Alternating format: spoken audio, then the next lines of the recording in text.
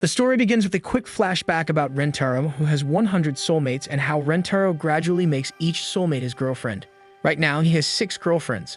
One day, Hakari gathers everyone and states that relationships often hit a phase of boredom after 3 months. Fast forward to the present, it's been more than 3 months since this all started dating Rentaro, and now it's a big problem. The other girls start to worry. Hakari mentions she's only been on 2 dates with Rentaro so far. Karani panics, thinking Rentaro might get bored of her. The other girls feel the same. To fix this, Hakari says she has a plan to fix this problem. Just then, Futsuri comes in and tells them that she has created a reborn self-medicine. She claims it will make Rentaro love them as if it's the first time. While she mixes the formula, there's suddenly a huge blast. Hearing the blast, Rentaro runs to the scene in a panic. He shouts that it's only been a few minutes since the episode started, and they already caused trouble. A shocking twist follows. Everyone's souls have swapped bodies. Rentaro becomes worried as the girls explain what happened.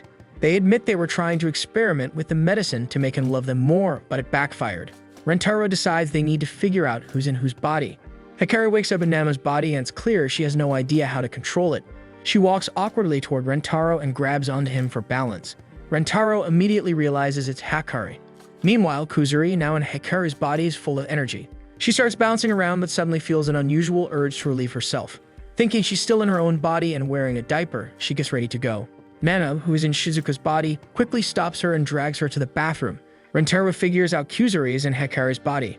Next, Rentaro looks for who's in Kusuri's body and sees Hakari rolling on the floor, bouncing excitedly. She is happy that she can go wild in her new body. Without needing an explanation, Rentaro knows it's Hakari. Meanwhile, Karani, now in Harry's body, is having too much fun. She starts playing with her chest, then yells at Rentaro to stop staring. Rentaro immediately recognizes her as Karani. As for who's in Karani's body, Rentaro notices someone standing quietly with a calm, shy smile. It's Shizuka. Her aura gives her away even though she can't speak. Finally, Rentaro realizes Nano is in Shizuka's body. Now that he's sorted everyone out, Rentaro wonders how to fix this. But the girls are too busy enjoying their new bodies. Suddenly, Hari, still in Kusuri's body, announces that only a miracle, a kiss from the prince, can solve this problem.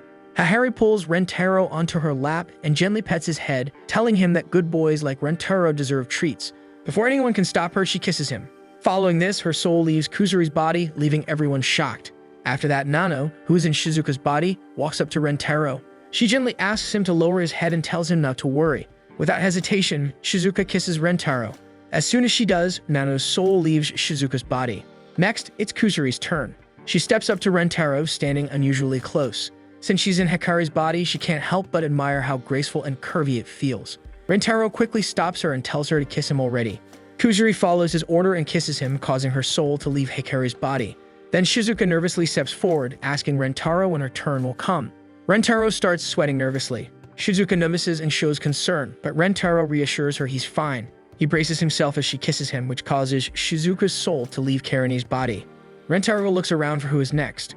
Hahari, still in Kusuri's body, believes they should end this mess already. Rentaro finds her cute, which annoys her even more. She starts walking away, saying she's going back to class, but Rentaro stops her and asks for one last chance. Harari blushes and lets Rentaro kiss her. Hahari's soul leaves Kusuri's body. Finally, it's Hakari's turn. Standing in Nama's body, she finds the atmosphere so romantic. With a heartfelt look, she confesses her feelings to Rentaro. Smiling warmly, Rentaro kisses her. With that, Hakari's soul leaves Nama's body and everyone returns to their original forms. Once everyone is back to normal, they become relieved. The girls are excited while Rentaro stands in the middle, breathing heavily. He's amused, thinking about how he just got 6 kisses from 6 different girls in such a short time. Hakari asks Rentaro how he feels about today's little experiment. Rentaro admits that it was fun. Hakari felt relieved as it wasn't exactly what she planned, but at least they made the day special. Rentaro smiles and says he loves all of them just the way they are. The girls are surprised by his sweet words and suddenly rush toward him, taking turns kissing him again and again.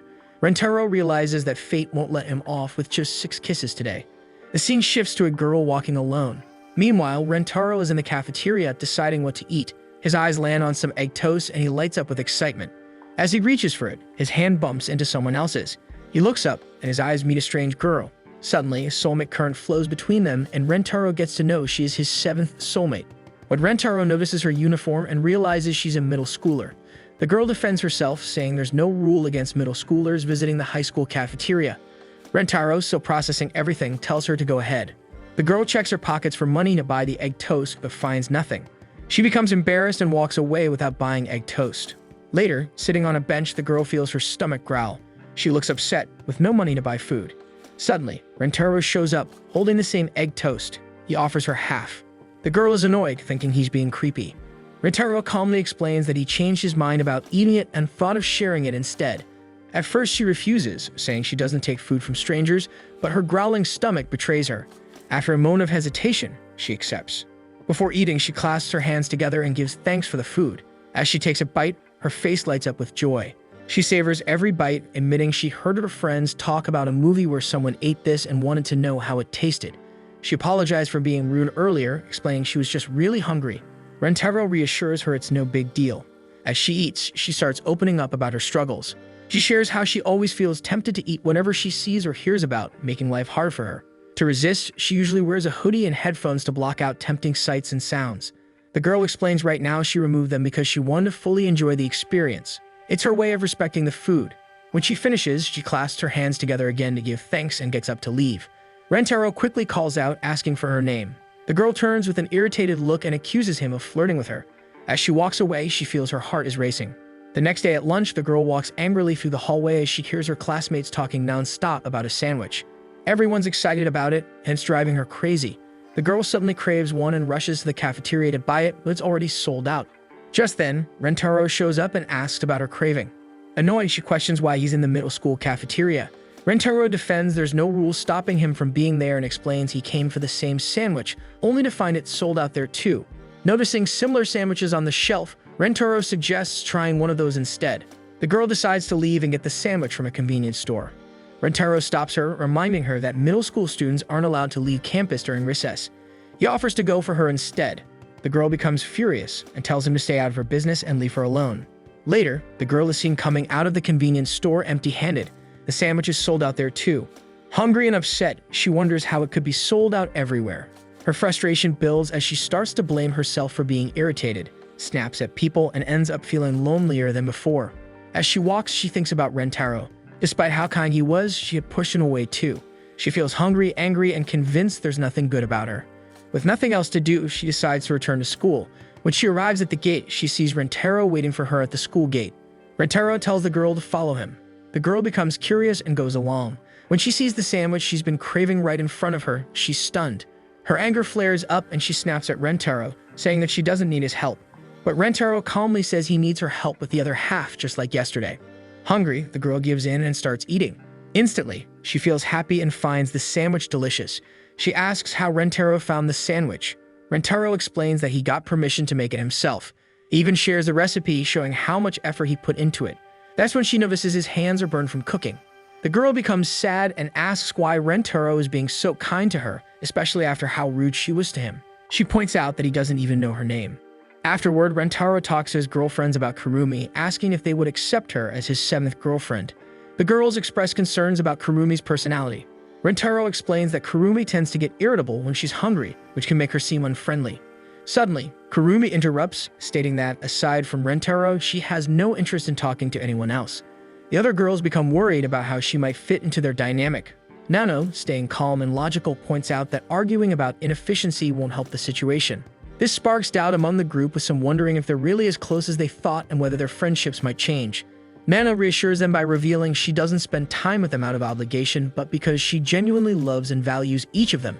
The girls are touched and express their love and appreciation for Nano. Rentaro then shares exciting news: a food festival is coming up and the prize money is substantial. He suggests they all enter together. However, Kurumi decides that she doesn't meet anyone else and plans to compete alone. She believes teaming up with small eaters will only slow her down and lead to unnecessary conflict. Ahara tells Kurumi that middle school students need a guardian to participate in the festival. Kurumi realizes that both her parents work on Sundays, but still wants to enter. Kurumi finally asks Ahara if she could pretend to be her mom and sign her up. Ahara happily agrees. With that, they all decide to join the competition together. The food festival begins and everyone gathers for the competition. The rules are simple. Each team has 10 players and there are 5 rounds. Players can switch in and out anytime, and the team with the highest score at the end wins. The commentator explains the rules with bold visuals to keep the audience entertained. Karani is annoyed by the commentator. Rentaro enters the competition to help everyone get to know each other, especially Kurumi, and make sure everyone works well together. The first round begins, and the challenge is to eat as much rice as possible. The side dishes don't count for points. The goal is to eat as much rice as they can. Kajiri encourages everyone to eat, but Hakari worries about getting too full after the qualifiers. However, Kurumi confidently says she'll qualify on her own and pushes others aside.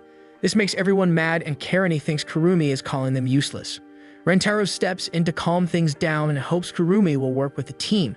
He decides to take things slow and suggests they all play together. The round starts, and Rentaro and Kurumi begin eating rice. Rentaro notices that Kurumi hasn't taken a bite yet.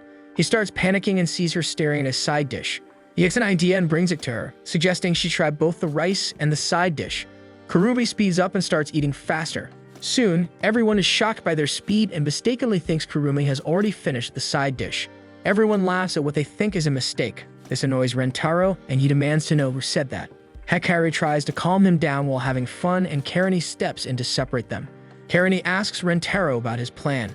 Rentaro asks everyone to watch Kurumi eat. When they do, they realize she has a special way of making the food look so delicious. Watching Kurumi, the others rush to get side dishes too. Karani soon figures out that it was part of Rentaro's plan all along. As the rounds continue, Rentaro and Kurumi keep eating lots of rice. Bowl after bowl is brought to them, and they keep going. Karani is amazed by Rentaro's appetite and wonders how he can eat so much. Nano comments that he should be getting sick of it. Hakari tells him not to overdo it. Rentaro explains that the girls take turns serving him rice, and even though the bowls look the same, each one tastes different to him. Once again, the girls are touched by Rentaro's words. Rentaro and Kurumi start eating even faster, and the others watch in surprise and wonder if these two are truly monsters. Finally, the first round ends and the results are announced.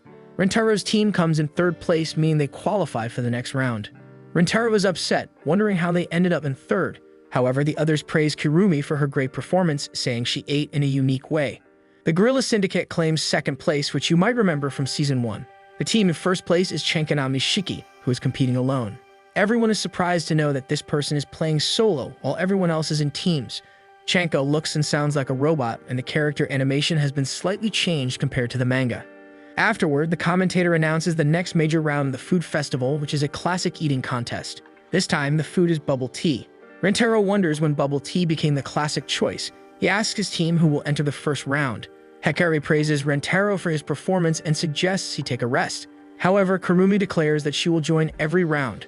Rentaro advises her to let others participate as she can't handle every round. Kurumi ignores Rentaro's advice. Eventually, Shizuka decided to join Kurumi in the first round. The first round begins, and the participants start drinking the bubble tea. At first, they enjoy it, but after 10 minutes, it becomes clear that this contest isn't about appetite, it's a jaw endurance challenge. The tea is so chewy that they're exhausting their jaws trying to keep chewing. Kurumi struggles and realizes it's getting harder to keep going. She looks over at Shizuka, who is drinking smoothly. Karani wonders how Shizuka is drinking the tea so well. Rentaro explains that Shizuka has the tiniest mouth. The other girls notice Shizuka is drinking the tea perfectly. He is taking tiny sips by cutting the tea into smaller pieces. Karani remembers how Shizuka always eats this way and realizes it's the perfect method for this challenge. They conclude that Shizuka is well trained for this kind of contest. In the first round, Rentaro's team holds second place. The second round starts, and the challenge is to eat 10 pieces of sushi. This time, Nano joins Kurumi to help her.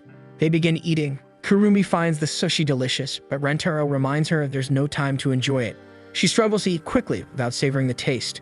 Kurumi watches Nano eating the sushi at an incredible speed. Karani notices that Nano isn't chewing the sushi, she's just swallowing it whole. While the Guerrilla Syndicate and Kurumi slow down, Nano and Chenko Solo are nearly finished with their 10th piece. Both reach for their last piece, but Chenko finishes first. Karani wonders why Nano isn't done and learns that she's eaten so much that she feels like she's about to vomit. Meanwhile, the Guerrilla Syndicate team is catching up. Nano realizes she has no choice but to keep going. She starts running away from the table with sushi in hand. Rentaro asks where she's going. Nano climbs some stairs and stands on stage, leaving everyone curious about her move. Rentaro reveals that Nano is afraid of heights. Nano, terrified, stands at the top but knows she must finish the challenge. She decides to eat the sushi in her hand, and the crowd cheers, calling her Rapunzel in the tower. Nano finally eats the sushi, but now she's scared and doesn't know how to get down. Rentaro rushes to her, helping her down safely. In the end, Rentaro's team secures second place in the second round. In the third round, the challenge is to eat spicy mapo tofu. Karani, proud of her spice tolerance, decides to help along with Kusuri. Everyone dives in without hesitation, but Karani aggressively eats her spicy mapo tofu. Eventually, Rentaro's team becomes the first to win this round. The fourth round begins a cake-eating contest. This time, Hikari and Hahari join Kurume to assist her. At first, everyone enjoys the cake, but Hikari quickly realizes there's too much sugar and warns about the risk of obesity from overconsumption. This scares the Gorilla Syndicate, and soon everyone stops eating except Kurumi and Chenko Solo. Karani becomes annoyed and points out that excessive sugar can even cause weight gain in specific areas like the chest. Hearing this, Hikari and Hahari resume eating, thinking that gaining weight might make them more attractive to Rentaro. In the fourth round, Rentaro's team holds second place. Rentaro praises his team, saying he has such talented girlfriends. The Gorilla Syndicate is shocked by how they keep eating. Rentaro explains that they couldn't have done it alone. It was all thanks to teamwork and love. Everyone agrees, but Kurumi, confused, wonders what he means. As the final round starts, Kurumi watches Rentaro press everyone's stomachs to help them digest since they're all in bad condition. She becomes irritated and tells Rentaro that he will feel the same way. He reassures her, saying that once everyone's condition improves, his will too. Kurumi, curious, asks how that works. Rentaro explains that it's the power of love. The commentator announces the final round, a ramen eating challenge. Bowls of ramen are served. Chenko Solo leads, but with double points in the final round, it's still anyone's game. For this round, Kurumi is the only player for her team since the others are in bad condition to continue. Rentaro apologizes for not being able to help, but Kurumi brushes it off, saying she never expected their help. A ramen lover, Kurumi starts strong and enjoys her meal. Meanwhile, the Gorilla Syndicate struggles with worsening conditions. The Gorilla Syndicate leader refuses to give up. She declares that she'll prove what the Gorilla Syndicate is truly made of. Her determination inspires her teammates who cheer her on from the sidelines. Fueled by the Gorilla Syndicate leader's words, the team gathers strength and re-enters the competition mid-game with the commentator's approval. As everyone continues eating, an ambulance arrives, marking the end of the Gorilla Syndicate's participation. They thank everyone for the experience before leaving the competition. Now only 2 participants remain, Solochenko and the Rentaro family. Both are at their 10th bowl and the competition intensifies. A shocking secret about Solochenko is that the large competitor isn't human but a robot controlled by a person inside. The human isn't actually eating but storing the food in a hidden section, essentially cheating. The solo competitor declares he will win no matter what. Kurumi and Solochenko continue eating, both managing to consume 25 bowls of ramen each. However, Kurumi starts to feel her condition worsen. Solochenko taunts her, mocking her for participating in every round and overeating. This approach leaves her no room for the final challenge. Kurumi feels defeated, admitting to herself that she already knew this. She regrets not trusting her teammates who ate more than she expected and feels like she's failed Rentaro. She feels demotivated and starts to cry. Just then, Rentaro and the other girls rise and join Kurumi at the table. Kurumi is surprised and asks why they're helping her. Rentaro explains that the rules allow it and reassures her to leave the rest of them. Kurumi becomes emotional and apologizes for the rude things she said earlier, but the others brush it off, saying it doesn't matter now. They're friends and they'll always support her. Rentaro emphasizes that it's the power of love. Encouraged by their words, Kurumi realizes her mistake and decides to keep fighting alongside them. The Chenko Solo, seeing the challenge intensifying, grows anxious. Desperate to win, the person inside the robot decides to stop cheating and begins eating ramen directly. The competition reaches its peak as everyone eats at a rapid speed, but one by one, they fall unconscious from the overwhelming amount of ramen. With only 5 seconds left, Kurumi pushes herself, determined to secure victory. Rentaro whispers something in her ear. First, Kurumi becomes scared, but then gathers her courage. She feeds the ramen to Rentaro, who swallows it quickly. The Chenko Solo, unable to keep up, spits out its ramen, securing the Rentaro family's victory. The Rentaro's team celebrates their win, receiving a trophy and ice cream as a prize. Kurumi, still feeling regretful, apologizes to everyone for her earlier behavior and asks for forgiveness. The others cheerfully feed her ice cream, solidifying their bond as teammates and friends. Later that evening, Rentaro meets Kurumi in the park. Kurumi thanks Rentaro for inviting her to the competition and helping her build a connection with everyone. She remembers Rentaro's promise to let her taste her favorite treat if they won. Then she kisses him and teasingly says that's how Rentaro tastes. Hikari has always seen her mother, Hahari, as the epitome of grace and elegance, a woman she's admired since childhood. However, today, her picture-perfect image is shattered as Hahari turns her attention to Hikari's school friends, enthusiastically offering them adorable baby clothes to try on. Hikari finds herself cringing in embarrassment at her mother. Eager to keep Hahari happy, Rentaro decides to play along, attempting to try on the baby clothes himself. But his efforts prove futile, as he is too big. Seeing this, Hahari enthusiastically suggests they try the baby clothes after taking a special babification medicine. To reassure everyone, Kuzuri casually mentions that she has also created a reversal medicine. The girls remain hesitant, refusing to risk their well-being for Hahari's whims. Frustrated by their reluctance, Hahari begins to whine and roll on the ground. Hikari, fed up with her mother's behavior, finally snaps. She scolds Hahari for being inconsiderate, pointing out that her antics are embarrassing her as a daughter. Hahari, trying to console her daughter, reassures her that Hikari is her most treasured person. She explains that while she plays a motherly role to everyone in their group, Hikari will always come first. Unfortunately, Hahari misses the point of Hikari's frustration entirely. Sensing the tension in the air, Kusuri decides to intervene and lighten the mood. She notices a cat nearby and, in an effort to grab everyone's attention, begins playing fetch with it. However, instead of using a stick, Kusuri tosses a vial of the babification medicine. The cat runs off and the vial shatters on the ground. To everyone's horror, the shattered vial begins to glow ominously. Rentaro quickly moves to shield Hikari, as the medicine releases a mysterious smoke. As the haze clears, Rentaro and Hikari are stunned to find that everyone else on the rooftop has been turned into babies. Panicking, Rentaro covers his eyes, declaring that seeing all his girlfriends unclothed even as babies would be improper. He and Hikari spring into action, hurriedly dressing the now-infant girls in baby clothes. As they care for the babies, Hikari's thoughts begin to wander. She grows flustered as she imagines married life with Rentaro and the possibility of having several children with him.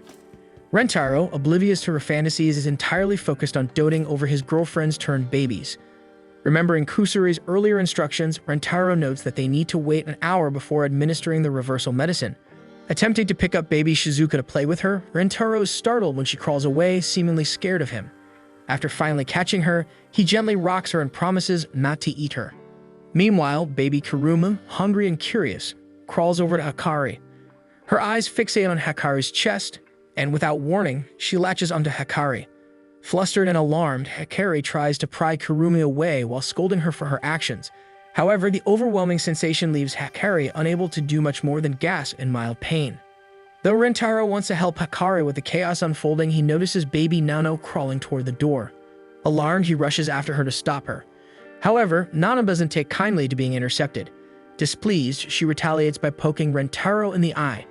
Rentaro yelps in pain and clutches his face. Meanwhile, Kusuri attempts to drink the reversal medicine prematurely despite her earlier warnings about the risks of taking it too soon. Rentaro, despite his stinging eye, scoots up Kusuri before she can down the vial, dragging her and Nano back to safety. But just as he manages that, Rentaro notices baby Shizuka crawling toward the door. Rentaro races after Shizuka. Hikari faces her own ordeal as baby Karani suddenly begins trying to draw milk from her chest as well. Noticing this, baby Kurumi, who doesn't want to share Hikari's attention, starts pushing Karani away. Karani, equally possessive, shoves Kurumi right back, and before long, the two babies are trying to hit each other, leaving Hikari stunned at their sudden aggression. Hikari attempts to intervene, raising her voice to demand that they stop. Though her stern tone does halt the fight, it causes both babies to burst into tears. Desperate to console them, Hikari bounces them gently in her arms, even trying to offer her chest again as a peace offering, but neither baby is calmed. As Hikari struggles, Hahari climbs onto Hikari's back and grabs a fistful of her hair. Hikari winces in pain, overwhelmed by having to care for multiple babies at once. She silently prays for this ordeal to end soon.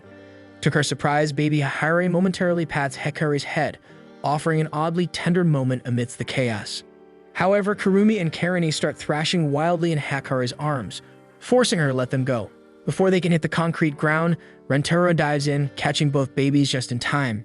Kurumi and Karani start laughing uncontrollably at their brief fall. Seeing the baby's laughter, Hikari breathes a sigh of relief. Rentaro, noticing that his dramatic save amused the babies, comes up with an idea to keep them entertained. He begins repeatedly diving to the ground, face first, exaggerating his movements to elicit more laughter from the babies. Eventually, after laughing themselves out, all the babies fall asleep, leaving the rooftop finally peaceful. While Rentaro feels relief that the chaos has subsided, his face has suffered significant damage from his self-inflicted dives. Hikari quickly patches up Rentaro's battered face from his earlier antics. Though his face is bruised, Rentaro busies himself by doting on the babies. While holding her now sleeping mother close, she begins to wonder if Hahari had a difficult time raising her as a baby. Hearing her musings, Rentaro reassures her, sharing that he has spoken to Hahari about this before. Despite the challenges she faced, Hahari always considered Hikari her ray of hope. Because of this, she endured every hardship, determined to give her daughter the best life possible. Hikari is touched by this revelation, and a distant memory flashes in her mind. She recalls how, as a child, she constantly craved her mother's attention, longing to be close to her. This nostalgic moment deepens her appreciation for Haru's love and sacrifices. The babies eventually return to their original selves. Ahari, however, falls into despair, lamenting that she missed the chance to see everyone else as babies since she had also been turned into one. Some of the girls jokingly remark that Ahari's mental age didn't seem to change much, while others admit that Ahari has always been a bit of a whiner. Meanwhile, Kurumi and Karani find themselves unable to resist staring at Hikari's chest. Hikari takes this moment to apologize to her mother for her earlier harsh words, acknowledging that she had been too critical. In turn, Hikari also apologizes, admitting that she should have been more considerate of Hikari's feelings. Hikari reassures her mother, expressing her love and respect for her. Shika notes how much brighter and freer her mother seems since meeting Rentaro. Hikari encourages Ahari to continue being her true self, especially within their group, where they all provide a safe and supportive space for one another. Ahari's eyes fill with tears, overwhelmed by her daughter's understanding. Their heartfelt moment is interrupted, however, when Kusuri announces she still has one vial of the babification formula left. Ahari's mood instantly shifts to excitement as she declares her intent to use the last dose on everyone so she can take care of them all as babies. Hikari groans, immediately regretting her earlier words of encouragement, but Ahari cheerfully dismisses her, prioritizing her dream of seeing everyone as babies once more. One afternoon, the group gathers to share cookies together. Rentaro enjoys the peaceful moment with his girlfriends, while Kurumi, in particular, beams with happiness at receiving the sweet treat. Hikari teases her, commenting on how Kurumi's eyes sparkle with delight with each bite of her cookie. Embarrassed, Kurumi insists that Nano and Shizuka have prettier eyes than hers. This sparks a wave of compliments among the girls as they begin praising each other's eyes, likening them to gemstones and admiring the unique effects they give off. Rentaro enthusiastically agrees with each comment from the background, proclaiming his love for all their eyes. When Ahari chimes in to compliment Mei's eyes, the mood shifts. The group suddenly realizes that none of them have ever actually seen Mei's eyes open. Mei, with her serene smile and perpetually closed eyes, has kept this detail a mystery. Shizuka asks what color Mei's eyes are, and Ahari remarks that they are rainbow-colored. Kusuri, unable to resist, asks Mei if she can stop smiling and open her eyes so everyone can finally see them. Mei, however, politely refuses, stating that as a maid, she must always appear cheerful to serve her mistress. Ahari gives Mei permission to open her eyes, mentioning that even she hasn't seen them in a long time. But when Mei tries, she finds her muscles unresponsive. Her face is stuck in a smile. Determined, she attempts to force her eyes open using her fingers, but her efforts prove futile. With no other option, Mei excuses herself and announces she will find a scalpel, intending to cut her eyes open. Alarmed, Rentaro and Ahari immediately intervene, begging her to stop. The group begins to wonder how Mei manages to navigate daily life with her eyes always shut. Mei calmly explains that she is, in fact, blind and relies on her other senses to perform her duties. A flower pot suddenly falls from above, and Mei is the first to sense it, catching it just before it hits Rentaro. Rentaro expresses his gratitude and admiration, calling Mei incredible for her sharp awareness. Shizuka, inspired, attempts to scare Mei by raising her arms and shouting, "Boo!" Unfortunately, no one reacts, leaving Shizuka red-faced with embarrassment. Rentaro notices her intent and pretends to be frightened, prompting the others to realize Shizuka's plan to startle Mei into opening her eyes. Kusuri, still curious, pulls out a test tube of melting face medicine. Mei offers to spray it on herself if it would please Ahari, but Ahari quickly declines, not wanting Mei to harm herself. Next, Nano steps forward with a cutter and reveals its blade, making everyone nervous. Standing beside Mei, she pretends to stab her, eliciting a bow of gratitude from Mei to Ahari. The group is momentarily horrified, but Nano reveals the blade was retracted all along. While everyone else breathes a sigh of relief, Shizuka begins to cry, believing Mei is genuinely hurt. Rentaro hugs Shizuka and Nano to console them. Kurumi then offered Mei a sweet bun, hoping that the delight of eating something so delicious would make her eyes snap open. Mei eats the bun after receiving Harry's permission and comments on how delightful it is. Kurumi, disappointed her plan didn't work, laments that she assumed happiness could physically open someone's eyes. Karani points out that such a reaction isn't normal. Rentaro and Hikari consider happiness as a potential trigger and ask Mei what makes her happy. Mei replies that her happiness stems from seeing Ahari happy. Ahari adds that her own happiness comes from being surrounded by the family they built together. Hikari gets an idea and suggests Karani cozy up to Ahari, joking that she can't do it herself because of their blood relation. Though hesitant at first, Karani notices Ahari has the same warm, inviting scent as Hikari. Just as the two are about to share a kiss, Hikari slaps Karani away, much to Ahari's dismay. Kyuzuri and Shizuka hug Hahari to comfort her, making her so happy that Mei sheds a tear of joy for her mistress. Finally, Rentaro decides to try humor, hoping laughter will open Mei's eyes. He tells a silly brain teaser but admits that he stumbled over the words in the story, making Mei laugh. However, her eyes remain shut. He continues the story, revealing that the one who actually messed up the brain teaser was Hahari, causing Mei to immediately stop smiling and open her eyes, revealing they are rainbow-colored. Realizing her smile is gone, Mei quickly shuts her eyes again. The group marvels at how Rentaro managed it. He explains that Mei's loyalty to Hahari is so strong that she cannot bring herself to laugh at her mistress. Noticing Mei's blush, Hahari teases that Mei might have fallen in love with Rentaro. The other girls agree that Rentaro is charming and encourages Mei to join their family. Though hesitant at first, Mei finally confesses her feelings to Rentaro, hoping he will accept her into the family. After her heartfelt confession to Rentaro, Mei arrives at his place bright and early the next day to fulfill a new role, his personal maid for the day. The idea was Hahari's meant to give Mei and Rentaro more time together. Rentaro, while nervous, sees this as a golden opportunity to understand his new girlfriend better. Wanting to make the most of their time, Rentaro asks Mei what she'd like to do. However, as a devoted maid, Mei instinctively turns the car around, heading straight for Hahari, eager to serve her mistress. Rentaro quickly stops her, reminding her that today is about doing something other than serving Hahari. Mei considers this, but then decides to serve Rentaro instead, turning the car around again to head back to his house. Rentaro realizes that Mei truly doesn't know how to prioritize herself. After much coaxing, they are finally driving away from their respective homes, trying to come up with something Mei genuinely enjoys.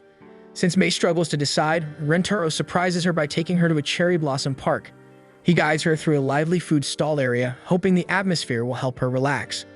To make her focus on the moment instead of serving him, he makes an impossible request, a home-cooked meal prepared within 1 minute, assuming she'll give up and enjoy the stalls with him. To his shock, Mei promptly vanishes and returns exactly 1 minute later, presenting him with a lavish bento filled with homemade dishes. Rentaro is astonished and asks how she managed to make it so quickly. Mei, slightly embarrassed, confesses that she had prepared it early in the morning, secretly hoping for a chance to give it to him. Though she intended to let him eat whatever he pleased, she couldn't ignore the opportunity to serve him. Deeply touched, Rentaro eagerly takes a bite of an egg roll and finds it delicious. He noticed the bento is filled with egg-based dishes, his favorite food. Mei admits she had asked Harry about his preferences before they even left, making him feel even more special. However, Mei keeps fidgeting beside Rentaro, unable to relax. Concerned, Rentaro asks what's wrong. She shyly admits that she becomes restless when she isn't given orders. Looking flustered, she even hints that he could command her to do anything, even something that involves physical touches. Completely missing the hint, Rentaro panics, not wanting to give her an unreasonable order. Thinking quickly, he spots a cherry blossom branch nearby and asks Mei to fetch it for him, hoping to hold the delicate flowers. Without hesitation, Mei retrieves the branch and returns, asking which one she should fetch next. A realization strikes Rentaro. He had just treated her like a dog. Guilt washes over him as he berates himself internally, feeling like the worst person alive for giving her such a meaningless command. Trying to correct his mistake, Rentaro quickly changes his approach. Instead of treating Mei like a servant, he instructs her to throw the branch as far as she can. Once she does, he retrieves it himself and hands it back to her, believing this action balances the dynamic between them. However, Mei's usual unwavering smile falters slightly. Having Rentaro fetch something instead of her feels unnatural. She remains puzzled, struggling to comprehend why she isn't allowed to serve him properly.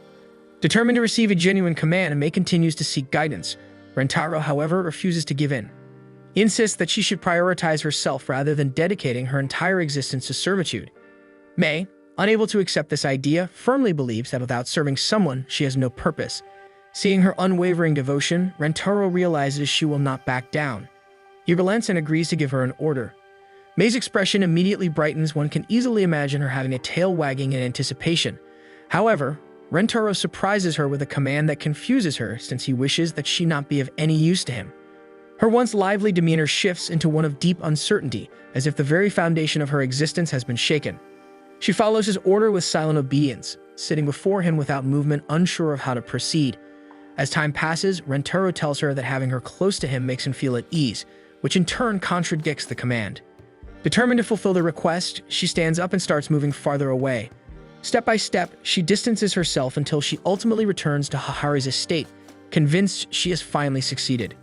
Hahari is caught off guard by Mei's sudden arrival. However, just as Mei begins to relax, she is handed a phone with Rentaro on the other end. The moment she hears his voice, her relief shatters. Rentaro confesses that her absence only makes him think about her more, proving once again that she has still been of use to him. The realization sends Mei into despair. No matter what she does, she cannot escape her usefulness to him. Hahari, confused but concerned, instructs Mei to return to Rentaro. Standing once again in the cherry blossom field, Mei solemnly admits her struggles. She believes there is only one true way to fulfill his order, to end her own life. A long silence follows before Rentaro responds with a surprising revelation. He agrees that if she were to disappear, she would no longer be of use to him. But he refuses to accept such an outcome. He tells her that her existence alone brings joy to those around her. A long-buried memory surfaces in Mei's mind. She recalls the moment Hahari found her broken and on the verge of death. Hahari hugged her tight, offering warmth and reassurance that she was not worthless. Now, with Rentaro standing before her, that warmth returns as he confesses that he loves her and believes that her presence alone is a blessing in his life.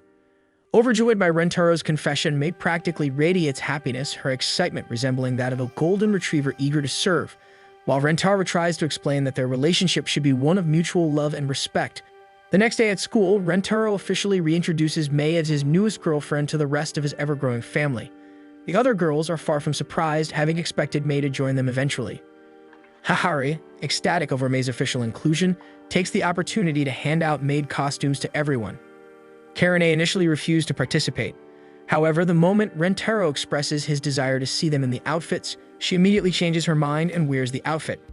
The group emerges in full maid attire, much to Rentaro's delight. Hikari, Kuzuri, and Shizuka even go the extra mile by giving him an enthusiastic maid cafe-style welcome. The girls, amused by their own costumes, curiously examine the thigh-length skirts, wondering how real maids manage to keep them spotless while working. Seizing the moment, Hahari suggests a water gun battle, secretly hoping to see everyone drenched in their maid outfits. The rules are simple. The last person to remain dry wins a kiss from Rentaro. The mention of the prize immediately ignites a competitive spirit among the girls, with each of them eager to claim victory. Rentaro, however, protests the idea of only kissing one person, much preferring to kiss everyone regardless of the outcome. His plea is ultimately ignored as excitement for the game takes over. Rentaro dons a butler outfit, much to the delight of his girlfriends. Some of them, mesmerized by his appearance, become even more motivated to win. With a sharp blow of the whistle, the game begins. Karine makes the first move, instantly setting her sights on Mei, whom she perceives as the biggest threat. She fires relentlessly, but Mei effortlessly dodges every shot, retaliating with two of her own. Karine finds herself in a precarious position, unable to move freely without exposing herself further. Kuzuri seizes the opportunity and fires at Karine, effectively eliminating her from the game. As Kuzuri celebrates taking out an opponent, she fails to notice Nano lining up a shot. A moment later, Kuzuri is drenched, much to Hahari's glee at the sight of two soaked girls in maid outfits. Hahari snaps pictures of them, eager to make them her new screensavers. As she does, Kurumi takes aim at her, determined to end her reign of terror. However, Hahari, always one step ahead, tosses a red bean-filled bun toward Kurumi. True to her gluttonous nature, Kurumi abandons her water gun mid-battle. A jet of water hits her squarely, so she ends up drenched on the ground and eliminated. With Kurumi out of the game, Nano sees an opportunity to strike and charges toward Hahari. However, Mei intercepts her with a well-placed shot, forcing a confrontation between them. The two engage in an intense duel. Their reflexes hone as if they had spent years training for this exact moment. Realizing that her chances against Mei are slim, Nano shifts tactics and goes after Shizuka instead. Spotting Nano's advance, Shizuka panics and fires wildly, hoping at least one of her erratic shots will hit the target. As Nano prepares to finish Shizuka off at point-blank range, an unexpected splash of water lands directly on her. The onlookers are left stunned against all odds. One of Shizuka's stray shots had miraculously found its mark. Kurumi approaches Shizuka to congratulate her on her impressive luck, but upon closer inspection, she realizes that Shizuka herself is also dripping wet.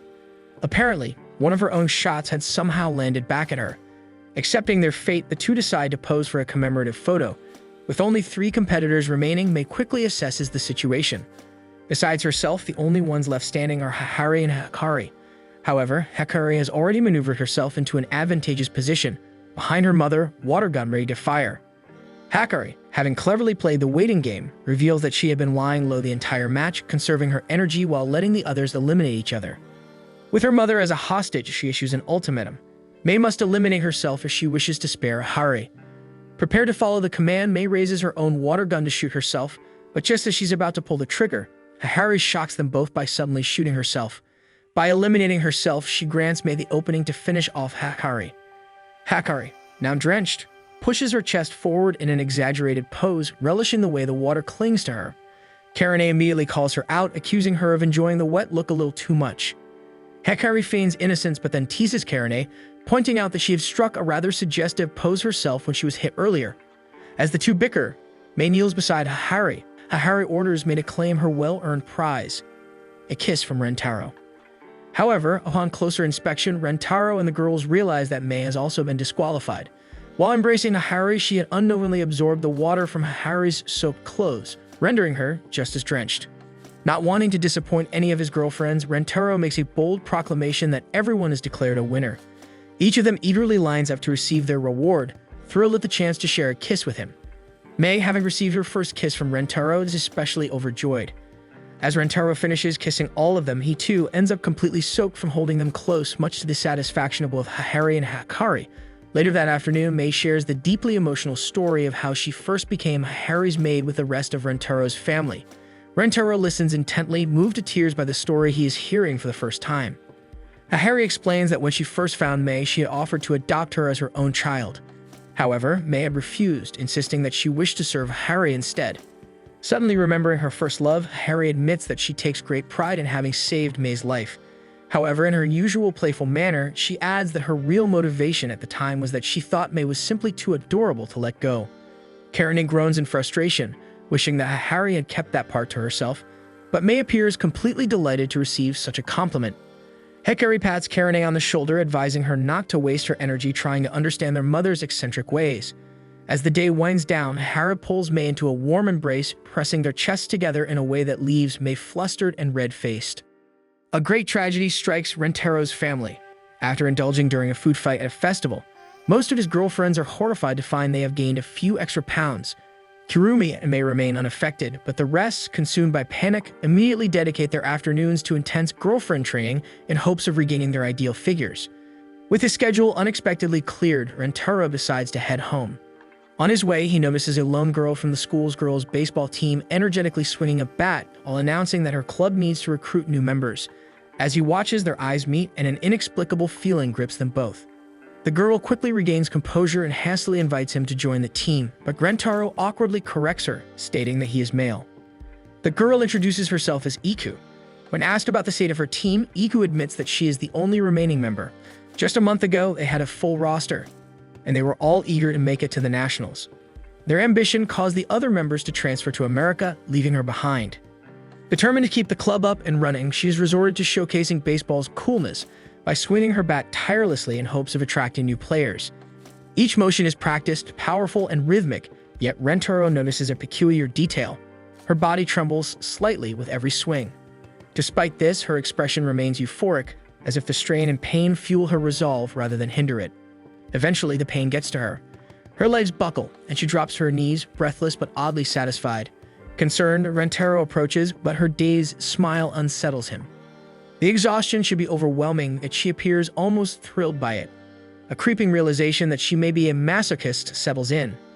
Feeling the sudden urge to make sure she is alright, Rentaro offers his aid so she won't push herself, but he gets shocked when Iku requests that he pummels her in the stomach while she swings. They decide to do something less intense by playing baseball instead.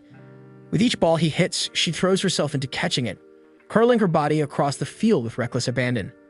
Dirt stains her uniform due to her dives, but she looks as if she is enjoying herself. As the sun begins to set, Rentaro and Iku decide to call it a day. She surprises him by giving him a massage. The day had been both fun and productive for her, reigniting her love for the sport as she finally had someone to share it with again. Grateful for his help, she thanks him with an earnest expression. Seeing her passion and determination, Rentaro vows to return to help her recruit members. The following morning, Iku recalls her time with Rentaro, her heart fluttering as she anticipates another afternoon of baseball. Somewhere along the way, she realizes she has developed a crush on him. Excited by the thought of spending more time together, she smiles, hoping classes will finish soon, only to freeze in her tracks at the sight of Rentaro walking down the hall, hand in hand with Nano. A pang of something unfamiliar rushes through her, and for the first time in her life, she feels her heart break. When the time comes, she meets Rentaro the field as planned, but rather than practicing, she steals herself and confesses her feelings, asking if they can start dating. Rentaro hesitates before bowing deeply, apologizing as he explains that he already has 8 girlfriends. He worries about balancing their happiness, making it difficult to add anyone new. At first, Iku looks as if she's about to break down. However, rather than sorrow, an unfamiliar ecstasy washes over her. The overwhelming despair of rejection twists into something deeply satisfying. Just as she begins to indulge in the sensation, she notices Rentaro vomiting an alarming amount of blood in front of her. Once he recovers, he explains that he had suspected her masochistic tendencies ever since yesterday. He had caught her watching him and Nano, expecting sadness or jealousy, yet all he saw was a look of pure joy. When Nano leaned in to check his temperature, Iku's excitement only grew. This confirmed his suspicions. She had wanted to experience the pain of rejection. Embarrassed that her secret had been uncovered so easily, Rentaro admits that his rejection was a lie and he truly wants to date her. He finds her determination inspiring and he wants to support her happiness no matter the hardship. The realization makes Iku's heart race. Had she just found someone as masochistic as her? With a grin, she eagerly agrees to become his 9th girlfriend, excited to experience the chaotic love shared within his unusual relationship. The next day, Rentaro introduces Iku to the rest of his girlfriends who groan at the news, still adjusting to Mei's recent addition. Iku bows, introducing herself with the formality of a club member, then stuns them all by requesting each of them to slap her in the butt with a baseball bat. However, their reactions are mixed, not really wanting to harm the new girl. She faces them again and admits her insecurities, confessing that she feels inferior compared to them. To her, all of Rentaro's girlfriends are cute and beautiful, while she is tomboyish and may not fit in. Rentaro reassures her that her tomboyish charm is something to be proud of. Each of his girlfriends is unique, and that's what makes them special. Encouraged by his words, the girls finally accept her as part of the family. Kuzuri offers to slap her butt so Iku can be satisfied. Watching the exchange, Nano sighs, realizing another eccentric personality like Hari has joined their ever-growing family. Rentaro, seeing that everyone is getting along, takes the opportunity to bring up the baseball club's dire situation, asking if they would be willing to join the team. The girls hesitate, wondering if Hari can simply pull some strings to prevent the club from disbanding without them having to participate. However, Hari insists that it would be unfair to the other clubs as many struggle with the same problem every year. If she were to intervene due to personal reasons, it might set a precedent that could negatively affect graduates' resumes and the school's reputation. Kuzuri and Shizukura are unexpectedly moved by Hari's sense of responsibility. Rentaro once again asks his girlfriends if they would like to join, making it clear that they are free to decline if they are not interested. Hakari has a sudden realization. She asks if Rentaro will be present during practice. When he confirms, all of the girls immediately decide that this is the perfect opportunity to both lose weight and spend more time with their beloved boyfriend. With unanimous enthusiasm, they agree to join the team. However, Mei, Kurumi, and Hari are unable to join the team since they are not high school students. Unwilling to be left out, they insist on attending practice and joining the workouts, reasoning that food tastes better after a good exercise. Iku is ecstatic. With Rentaro's girlfriends making up the majority, they now have 6 members in the club, leaving only 3 more to recruit. Karane, however, remains skeptical, reminding Rentaro that for the club to survive, they actually need to win a game, and none of them, apart from Iku, have any experience in sports. Rentaro reassures them with his unwavering confidence, declaring that as long as they have love and teamwork, they will be unstoppable. Motivated by his words, the girls eagerly set off for practice. Since they have no experience with the game, Rentaro suggests they begin with simple catch drills. He pairs them up and playfully calls out Kusuri for having an excessive number of gloves. Karane partners with Hari as they pass the ball back and forth. Karane can't help but notice Hari's exaggerated movements. A surge of frustration washes over Karane, making her self-conscious about her own lack of curves. To vent her irritation, she throws the ball at Hari with unnecessary force. Meanwhile, Kusuri and Nano casually toss the ball back and forth, not really putting effort or thought into their throws. Things aren't going too well with Hakari and Kurumi either.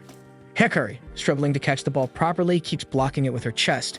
Meanwhile, Kurumi gets distracted since the baseball reminds her of the chocolate soccer balls she used to eat as a kid, and before she realizes it, she catches the ball with her mouth instead of her glove. On another part of the field, Mei pairs up with Shizuka. Not wanting to hurt the frail girl, Mei gently rolls the ball toward her instead. With catching turning into a disaster, Rentaro decides to switch things up and move on to swinging practice.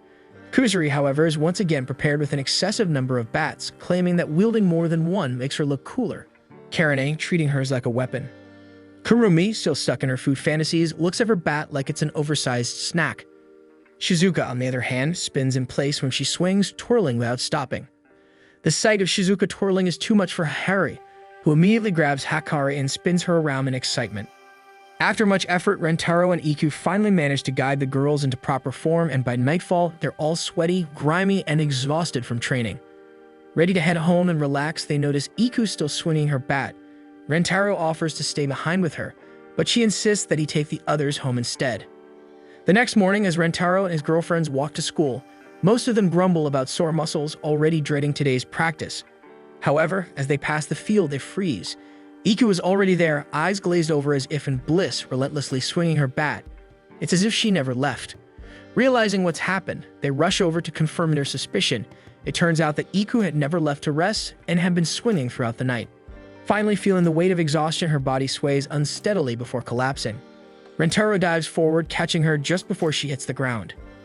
They bring her to the infirmary, horrified that she's pushed herself to the point of exhaustion. While her masochistic tendencies are already a known fact, this feels more destructive. Rentaro senses that something deeper is driving her, but he can't quite put his finger on what. As the school bell rings, Ahari takes charge, telling everyone to return to class since Iku is safe for now. Later in the afternoon, Iku wakes up, immediately trying to leave the infirmary, completely unaware that Ahari is hiding under the bed. At the same time, Rentaro walks in, equally surprised to find Iku already up. He tries to convince her to rest, but Iku refuses, insisting that she needs to practice if they have any chance of winning. As Rentaro listens, he suddenly realizes the real issue. Iku never intended for her teammates to contribute. She has been planning to carry the entire match by herself, only needing others to fill the roster. When she tries to insist on practicing, Rentaro reminds her that class is still in session, meaning she isn't even allowed to practice yet. He then admits that he has been sneaking out every 5 minutes under the excuse of bathroom breaks just to check on her. To make his excuse believable, he drinks a liter of water every time, ensuring his bladder backs up his claim. Still, he knows that later in the evening, Iku will insist on staying behind again. Determined to stop her from overworking herself, he comes up with a ridiculous plan: to drench himself in ice-cold weather and pass out from the cold, forcing Iku to stop and take care of him instead. As predicted, by the end of practice, Iku once again refuses to leave. Just as Rentaro begins removing his layers to start his plan, the other girls approach Iku, telling her they will stay and continue practicing alongside her. Ahari confesses to spying on her earlier and reveals that everyone feels guilty for letting Iku shoulder the burden alone. They promise to train seriously and improve rather than relying on her to win the game single-handedly. Rentaro is deeply moved by their unity, but before he can say anything, the girls finally notice that he is half undressed. When questioned, he tells them to ignore it. Instead, he suggests they all do a group cheer to boost their spirits and reaffirm their commitment to improving together.